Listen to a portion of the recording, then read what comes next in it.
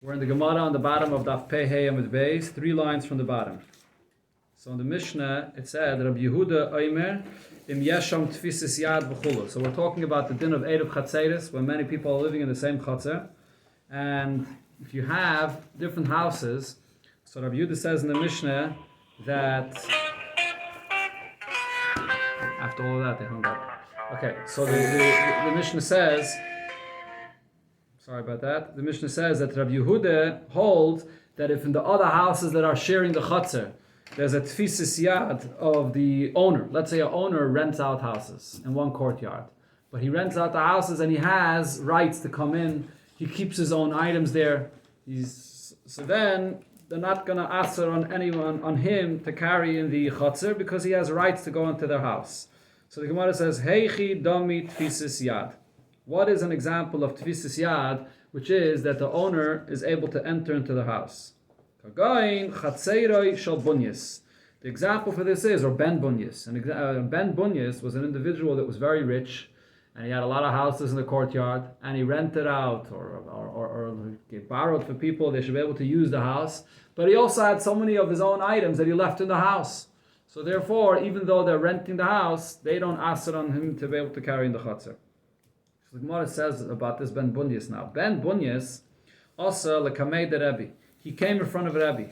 Amar lahu, so Rebbe said to the people there when he saw Ben Bunyas, Panu mokim leben meyamana. Make space for this person that is a rich person. He owns meyamana.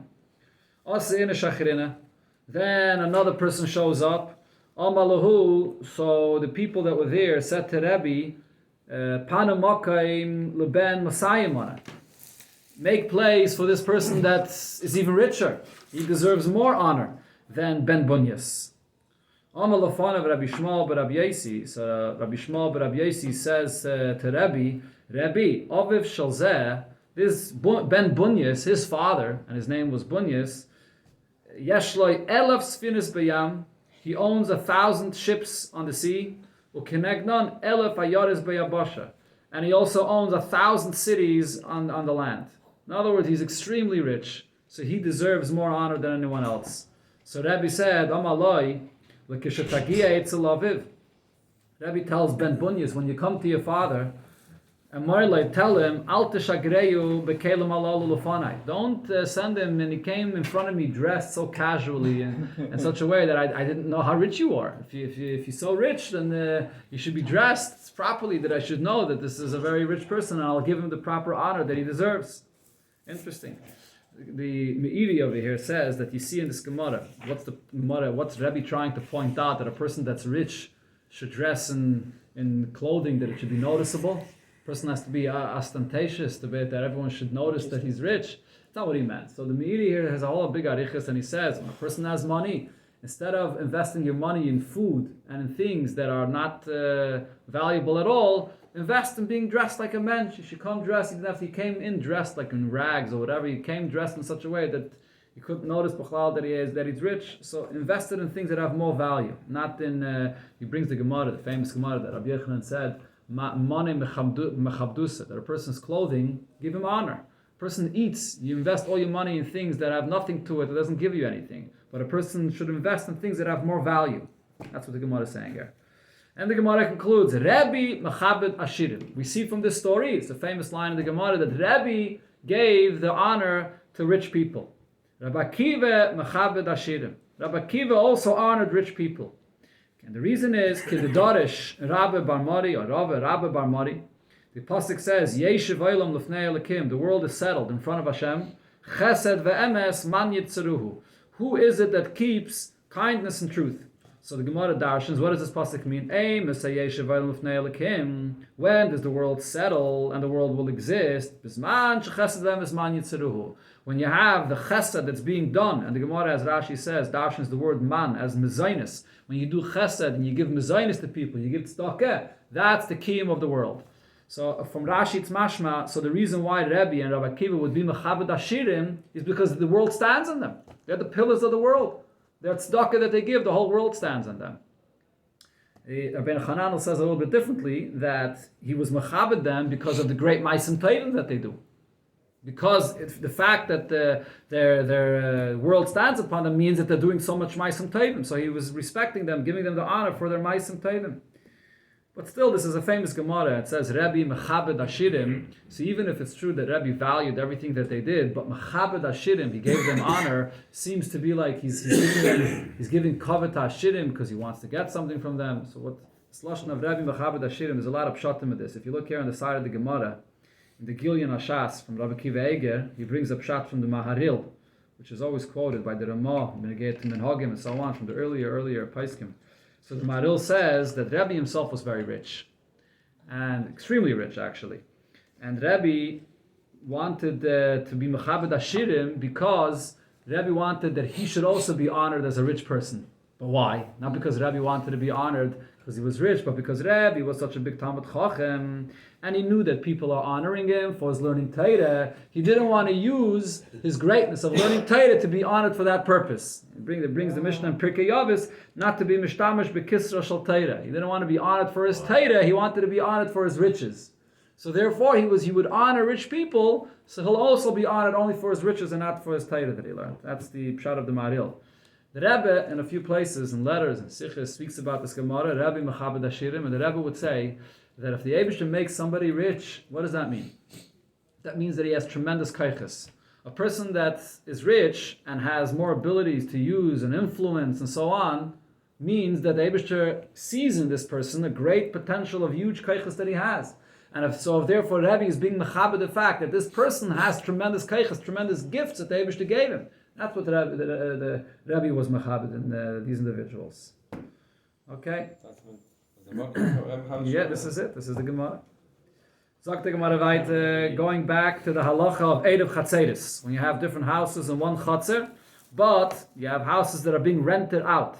And there's the items of the original owner that are still there in the house. So Rabba Barbachana Omar, Kagoin Yeset Shal Machresha. If you have a Yeset Shal Machresha, which is part of the machine or whatever you want to call it that was used then to plow the field, so there's this very expensive piece of like a sharp piece, like a knife that's used in this plowing machine. So if you have that item in the house that you rented out to someone else, so you still have something significant there, and therefore he doesn't aser on you in the chatzah. We'll see right now in the Gemara why it uses this example. Amar Rav Nachman Tana de Beis Shmuel.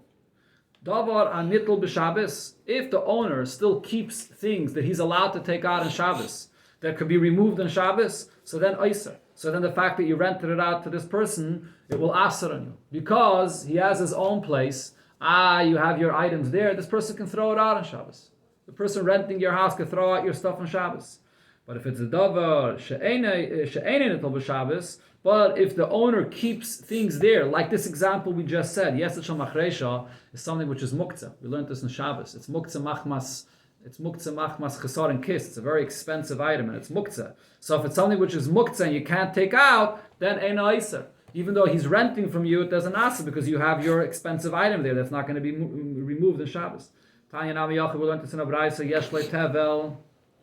If there's tevel that you left there, which is fruits that you get muktzah, or yesh le ashashis, you have a piece of silver or a piece of metal that's there, which is muktzah, b'chol davish eina nitl b'Shabbos, or anything that's not allowed to be, anything that's muktzah, eina oiser. So then this person's ownership or this person's rental here does not ask on everyone else because the original owner that's living here in this place has his own items there in the seshos. And if it can be thrown out on Shabbos? Because it can be thrown out on Shabbos, so then he's going to become totally independent. Then the owner doesn't have rights and doesn't have anything in there. The Seicha throws it out on Shabbos, so then he's separate, independent. Does what I mean isn't with the food, which makes if they eat that food. So something has to be left over. It has to be an episode of Shirayim. We had before the halacha, if it has to be a Shirayim, or you go according to the beginning of Shabbos.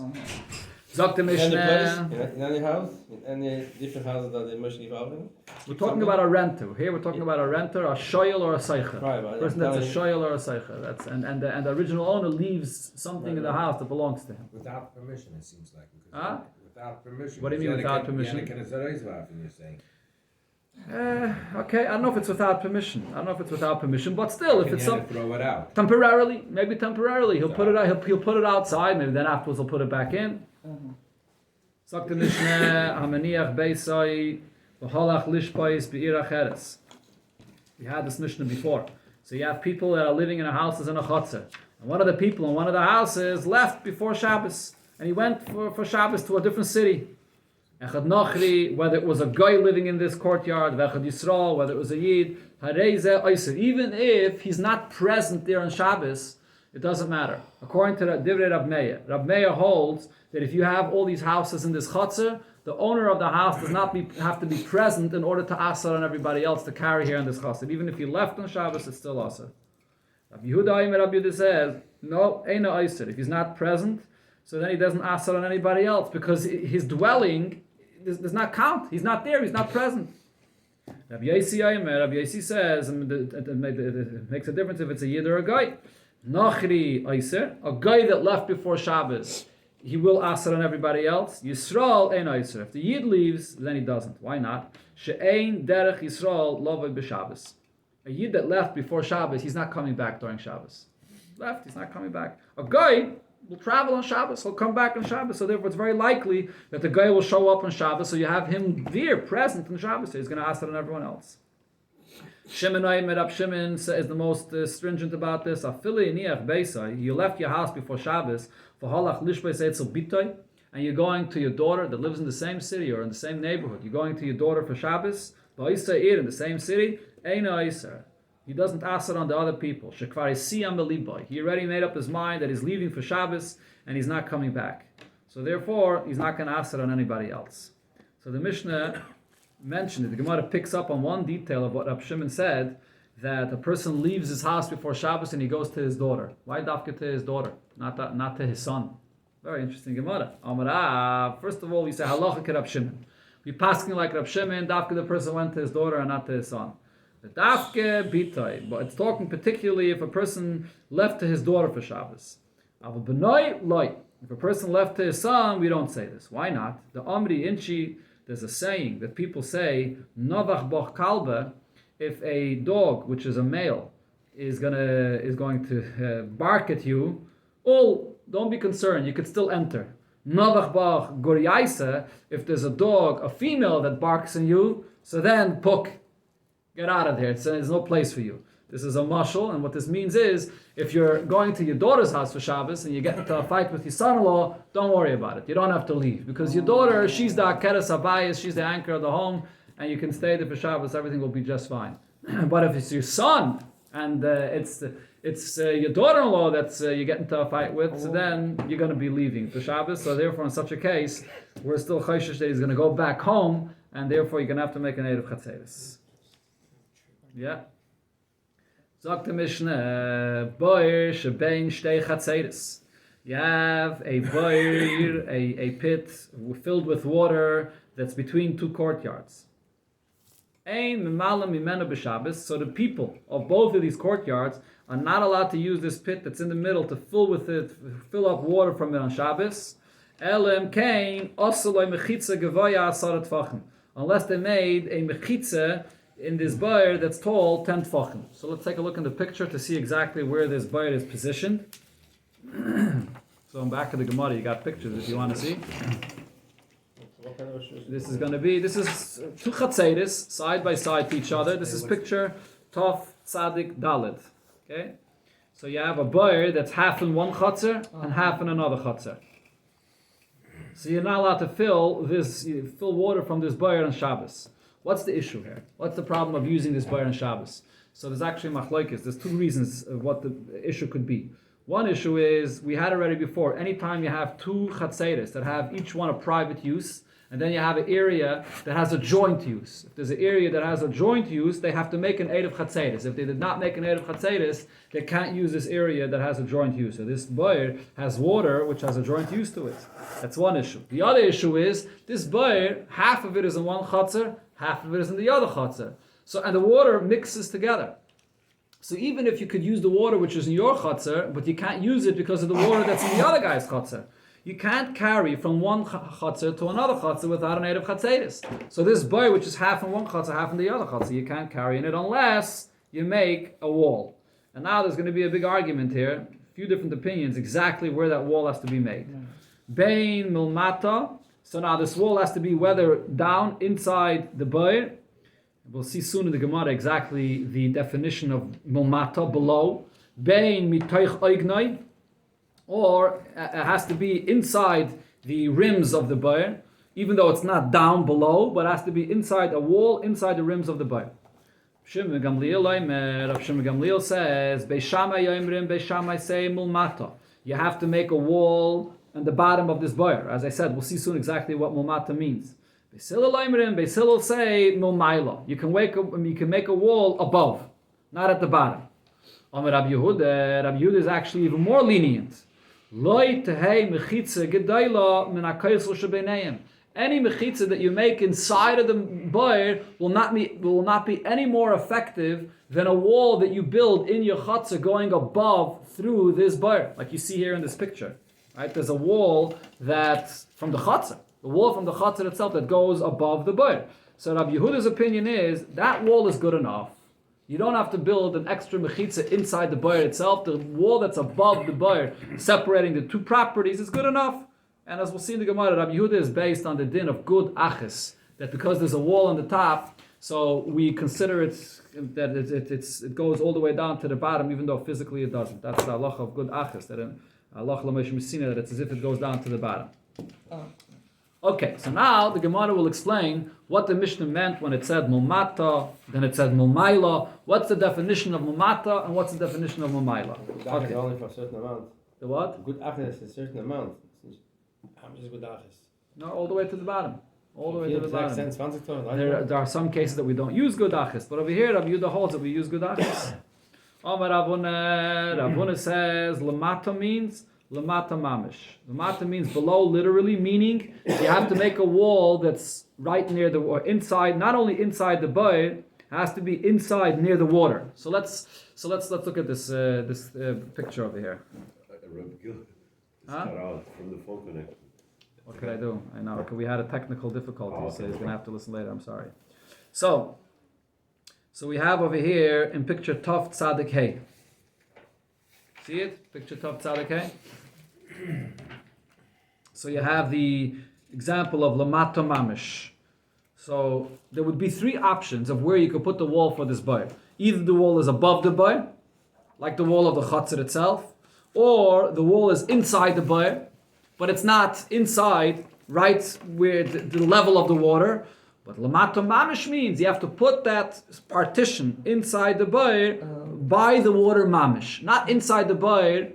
And at the beginning of the bayr, if you would learn Lamata, that it just means inside. Lamata means not on top of the bayr, but inside. So inside is not enough. It has to be Lamata Mamish by the water, by the level of the water. Picture Tov Tzadik Hey. There's 4 pictures here, no? 1 second, but Balzem. Now at the first picture. That's Lamata Mamish. Lamaila means Lamaila Mamish. What does Lamaila mean? Above, meaning you might have thought that Lamaila means right above the water. It says no, it doesn't mean right above the water. It means that you can put that partition at the beginning of the bayr. Lamaila Mamish. So this is picture Tov Tzadik Vav. You can put that additional partition at the beginning of the bayr. It doesn't have to be on top of the water. And the Gemara clarifies according to Rav Huna's pshat, v'zeh b'bayr. According to this, both when it said lamata and when it said lamaila, it's talking about putting a partition inside the bayr. The only difference is, does it have to be right by the water, or could it be at the beginning of the bayr? Rav Yehuda has a completely different interpretation. Lamata, you know what lamata means? Lamata min hamayim. You have to put the partition all the way to the bottom, inside the water, to the floor of the bayr, where the water is. That's what lamata means. Lamaila means lamaila min hamayim. Lamaila means you put it right above the water, which is the pshat that Rav Huna said for lamata. You put it right above the water. Okay, so you can see in picture Tov Tzadik Zayin what lamata means. Lamata min hamayim. You have to put a partition inside the water, all the way to the floor of the bayr. And lamaila, according to Rav Yehuda's pshat, means right above the water. Okay, those are the two pshatim of how we teach the word lamata and lamaila. Amalei Rabbi Bar Avchanan la Abaye. Rabbi Bar Avchanan asks Abaye, "Ha'adam Rav Yehuda lamata min hamayim. Where are you putting your partition inside the water?" Maish no lamata mamish deloi. So Rav Yehuda held putting the partition like Rav Huna said. When he said lamata mamish, what did he mean? you could put it inside the boyer right above the water. You don't have to put it inside the water. Why did he say that that's not good? The arivi maya, because the water itself is still mixing. If you put the partition above the water, it doesn't help for the water itself.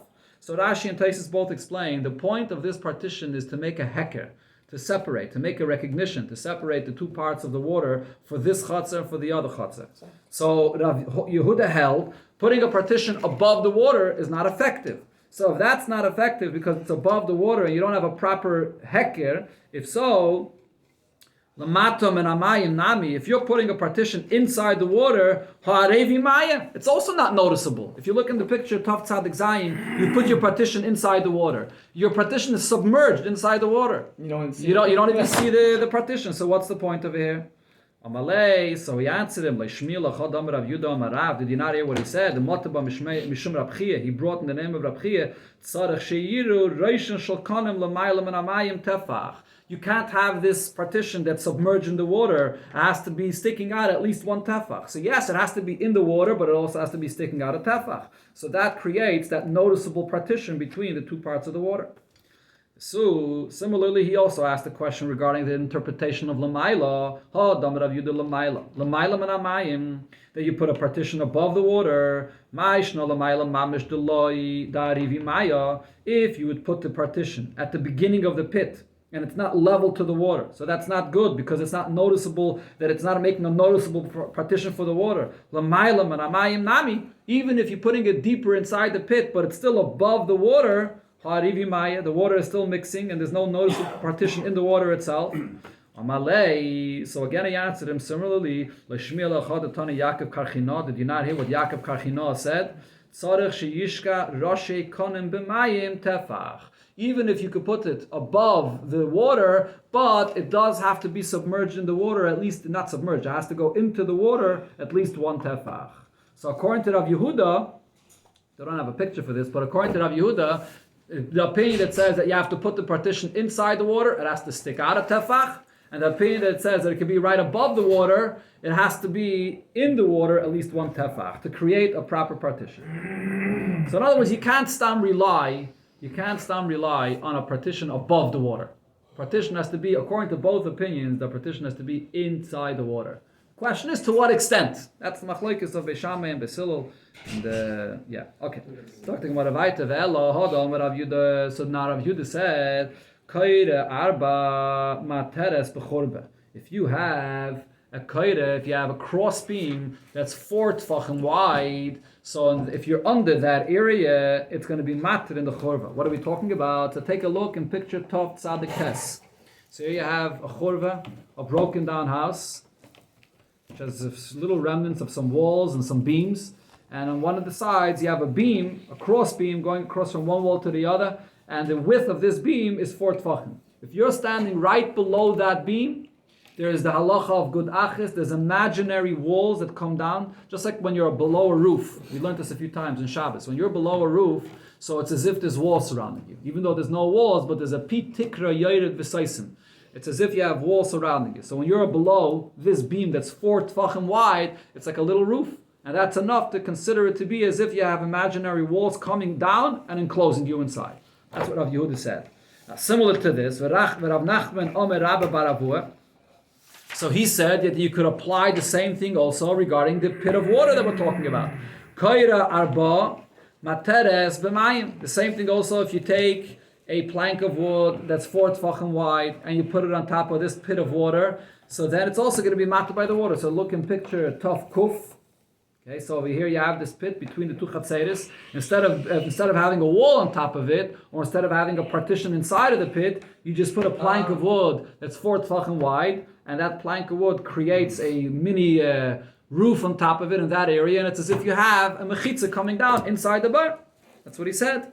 The question is, but haka'ozli dali le'idach gisa u'maisi. How does these imaginary partition help from this plank of wood that you put on top? But when you're putting in your pail to draw water, your pail doesn't see the imaginary partitions. Your pail is going to go to the other side. So the Gemara's question is, before we said, Rav Yehuda said that we can't use any imaginary partitions. Not only we don't use imaginary partitions, the partition, according to all opinions, has to some extent be inside the water. Whether all the way in the water, whether partially in the water, but you have to have a partition in the water itself. So how does Rav Nachman here say that you can use this imaginary partition that comes from this wood on the top? Your pail doesn't see this imaginary partition. So the Gemara says, Kimlu l'Rabbanan, the Rabbanan know the ein bli mahalach yesem arba tfachim tachas kaira. When you're going to throw in your pail to draw the water, your pail of water is not going to extend that far.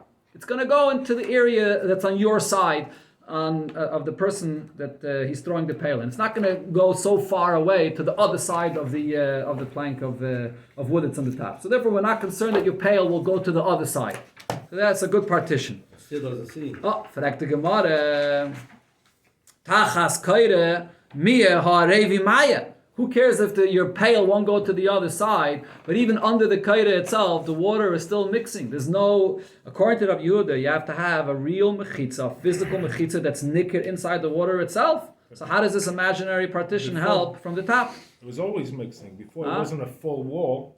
Before no, also. but it's at least there's a heker inside the water. At least there's a. I pointed out before when we learned the Gemara, and Taisva says this. The first Taisva is in Daf Pevav and Aleph. The main point is that there has to be a heker hafrosha b'neiam, not literally that the water shouldn't mix. The Mefarshim say even if you're going to put up an iron wall between them, the water is going to mix. It's very hard to create a partition in a beir that the water shouldn't mix at all. The point is that they have to have a physical heker inside the water that it shouldn't mix. So over here with this plank of wood on the top, you don't have that.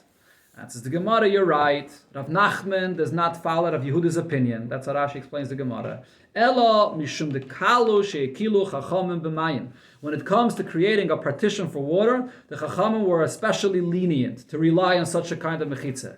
Kedebayim inei Rav Tavla, we had this a few times. Rav Tavla asked from Rav, mechitza tluya ma'o shetate b'churba. When you have a partition that doesn't extend all the way to the ground, a mechitza that you have a full mechitza hanging from a roof somewhere, but it's a churba, so therefore look in picture. Did I have a picture of this? No. Okay, so you have a mechitza that's attached on the top, but at the bottom it doesn't extend all the way to the bottom. So it's a hanging partition. It doesn't extend to the bottom. Could you rely on that? Amalei ein mechitza tluya materes. You can't rely on a hanging mechitza that doesn't extend all the way to the bottom. Ela b'mayim, only by water. Kalu shekilu chachamim b'mayim. Regarding water, chachamim were mekel. People need to need to be able to draw their water to drink on Shabbos. Here, chachamim were extra lenient that you could rely on the din of good achis, and even if you don't have a real mechitza. So therefore, the maskan of the Gemara is that we don't paskin like Rav Yehuda. We paskin like Rav Huna before, and now like Rav Nachman that says that an imaginary mechitza is good enough that you should be able to draw from this water. Sir, Nachman took Yehuda's idea and applied it to the night. From a chorba to mayim. Right? Rav Yehuda held that it's only by a chorba and not by mayim. Correct. Talk to Gemara. Like Rav Huna? Yes, like Rav Huna originally that said that like Rav Huna is the one that said in picture Tov Tzadik Hey or Tov Tzadik Vav that it does not have to be in the water itself. You don't have to have a partition in the water itself. Either or is fine, and even putting a plank of wood on top is also good. Rav Yehuda goes a step further. Rav Yehuda says if you have a wall that's on top of the boir from the chutzner, that wall is also good enough. Like you have it in picture Tov Tzadik Dalet. The wall on top of the boir is also good. Amar Rabbi Chana, Amar Rabbi Yechanan, Rav Yehuda b'shittas Rav Yesi Omra. Rav Yehuda that says that you could rely on this wall that's on top of the boir, even though it doesn't go inside. He's following Rabbi Yesi's opinion by Sukkah. The Omar mechitza tluya materes afilu b'yabasha. When you have a hanging mechitza, in other words, it doesn't extend all the way to the ground on dry land, you could rely on that. Regarding the Mishnah in Sukkah, Mishnah there says, "Hamashal shel defanes mulmayla lamato." You're building your wall of the Sukkah, and you're creating your wall from the top to the bottom, and your wall doesn't extend all the way to the floor. If your wall is removed from the ground 3 tfachim, then psula, then it's going to be puzzle, because it has that too much of an opening and a goat could go through, so therefore we don't say love there. Again, did I miss something? You went over. There's pictures Huh? about it. You went over. Mimatula Maila, if a person has a wall that's going from below to above, im gevayis yutvachim, as long as your wall is 10 tvachim high, ksheira, it's going to be kosher. So yeah, you have a picture over here, picture Tov Kuf Aleph. You have the wall that extends all the way to the roof of the sukkah, but at the bottom it's open. Okay, that's possible. But in a case where the wall has 10 tvachim high and it doesn't extend all the way to the roof, but on the bottom it's totally closed, then it's going to be kosher. That's the Tanna Kama. Yes. It's up in the whole top? Yes. That's completely kosher. Rabbi Yosi saw, where am I over here? Rabbi Yosi says, Kishem Shamumata Lamaila Asara, just like a wall that's extending from below to above, it's 10 tvachim high, it's going to be kosher. Kach Mumaila Lamata, so too from above to below. Asara, as long as you have 10 tvachim of a wall, it's going to be kosher, even if the wall does not extend all the way to the bottom. The point is that when it's open on the bottom, you can walk through on the bottom. Okay, you don't have to jump over it. You can walk straight through on the bottom, or a goat can walk through on the bottom. So therefore, the Tanna Kama holds, if it has an opening on the top, that's okay. But if it has an opening on the bottom, it's not a good wall. Rabbi Yosi says it doesn't matter. Even if it has an opening on the bottom, there's the imaginary wall, good achis. We consider it to be extended all the way to the bottom. More than 3 seconds. Yeah. So the Gemara, same thing over here, Rabbi Yehuda. Gemara wants to compare the same thing. When you have a wall above a pit of water, it's the same thing. That Rabbi Yehuda holds that wall extends all the way down, even without having the physical wall inside the water. Gemara says, but no, it's not a comparison. V'loihi. Loi Rabbi Yehuda savalak Rabbi Yosi. Not necessarily does Rabbi Yehuda agree to Rabbi Yosi. V'loi Rabbi Yosi savalak Rabbi Yehuda. And not necessarily does Rabbi Yosi hold like Rabbi Yehuda. Rabbi Yehuda loi savalak Rabbi Yosi. Rabbi Yehuda does not hold like Rabbi Yosi. Why? At kan lekam Rabbi Yehuda el be'eruv chatzeres de Rabbanan. Rabbi Yehuda may have only said this leniency regarding Erev Chatzeres, which was an issue of Issa Midrabanan. Aval Sukkah Dairaisa, the walls of a sukkah that are required Menatayre Eloi, he never said this.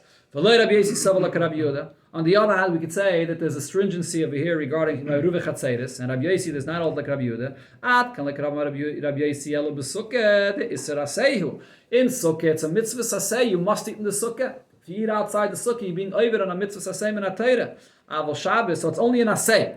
Okay, but the point here is, the Gemara is not saying that there's actually a reason to be more lenient with a sukkah because it's only an asay. Aval Shabbos, when it comes to Shabbos, the Issa Skilahu, the Issa on Shabbos is based on the Issa Skila, so Rashi explains, even though this actual Issa we're talking about, carrying from one Chatzar to another Chatzar, is not a Issa Skila, it's only Issa Midrabanan. However, it's based on the Isser Minatayra of Isser Skila, and Rashi here says, Kol the Tikkun Rabbanan Ken the Raisa Tikkun. Chachamim established their Gzeir is similar to Minatayra. So if in a case Minatayra where there's an Isser of carrying, so we would be more mach because it's an Isser Skila. So in this case as well, Chachamim established their Isser with the same stringency as well. So not necessarily would Rabbi Yosi apply his leniency in this case of the bar between the two Chatzeres and Shabbos. Lo Yamar, he never said this. Now the Gemara brings the incident that happened. Ve'im Taimar, now if you're going to say regarding this incident, Oisa Maisa Shanasa B'Tzipaidi. There was a story that happened in Tzipaidi that they did rely on a wall, on a partition on Shabbos that did not extend all the way to the ground. And the Gemara will share the story in a second. Now the reason why it's bringing up Tzipaidi is because who was the Rav in the city Tzipaidi? Rabbi Yosi. So l'chayra, if they did rely, if they were lenient with using this wall that did not extend to the bottom, probably they relied on the Rav of the city, which was Rabbi Yosi. So we see that Rabbi Yosi said his leniency regarding Sukkah, and they applied it for Shabbos as well. So the Gemara says, Al pi minas, according to whom was it done? Lo al pi Rabbi Yosi. It actually was not according to Rabbi Yosi, because it was after Rabbi Yosi passed away. Elo, it was, Rashi says, Shkvar nifta Rabbi Yosi. Elo al pi Rabbi Shmuel Rabbi Yosi nasa. This was in his son's lifetime. According to Rabbi Shmuel Rabbi Yosi, he held that you could apply this leniency to Shabbos. What was the story that happened over there? Rav Dimi came, he said, Pam achas, once it happened, Shakchu v'leiviu sefer Torah mibaydyayim. He didn't bring the Sefer Torah on Shabbos to the shul to be able to read in Shabbos. It was all in one chatzar. We're not talking about a place that we're carrying Minat Torah, but it was in a chatzar, but there was no Erev Chatzeres, and they couldn't carry the Sefer Torah. So what did they do? So L'machar, Parsu Sadn ala Amudim, they spread out sheets on pillars. They created a partition, but it was a partition that did not all the way go to the ground. It was a mechitza tluya. Ve'heviu Sefer Torah, and they brought the Sefer Torah within those partitions. V'karu and they read with the Sefer Torah. So this was the leniency that relied on these kinds of partitions that don't go all the way to the ground. But the Gemara asks the question, wait a minute. Parsu lechatchila? Mishari? They created these partitions on Shabbos. Is that allowed? V'ha hakel meidim shein eisen oil arei b'Shabbos. Everybody agrees that you can't make an oil arei on Shabbos. Creating partitions on Shabbos is making even a temporary tent on Shabbos is not allowed. So how were they able to make these partitions? So the Gemara corrects the story. You're right. Elomatzu sadinin prusin ala amudim. The Hashgacha Pratis had it. They found these partitions that were there hanging, and they were able to use it on Shabbos. Ve'izviu Sefer Torah v'karubai, and they brought the Sefer Torah, and they were able to read with the Sefer Torah. This is a oil like this? No. Walls. And the Chanami, it's a big machlokes about that. Oil arai. Oil arai. It's a big machlokes about this oil arai. Huh? From our Gemara b'Pashtus, it's mashma that this is oil that's a wall, and even a wall is an oil arai. But it's actually machlokes Rashi and Taisvis. Rashi holds that it's only an oil arai if it also has a roof on it, not only a wall. But the point is, why is the Gemara bringing up this story over here? That you see over here that they did rely on carrying with this mechitze that was tluya. It didn't extend all the way to the ground. So you applied the leniency that was mentioned by Sukkot, the Shabbos as well, to be able to carry. So the Gemara clarifies, this wasn't in the lifetime of Rabbi Yaisi. This happened in the lifetime of Rabbi Shmuel, but Rabbi Yaisi. He understood his father.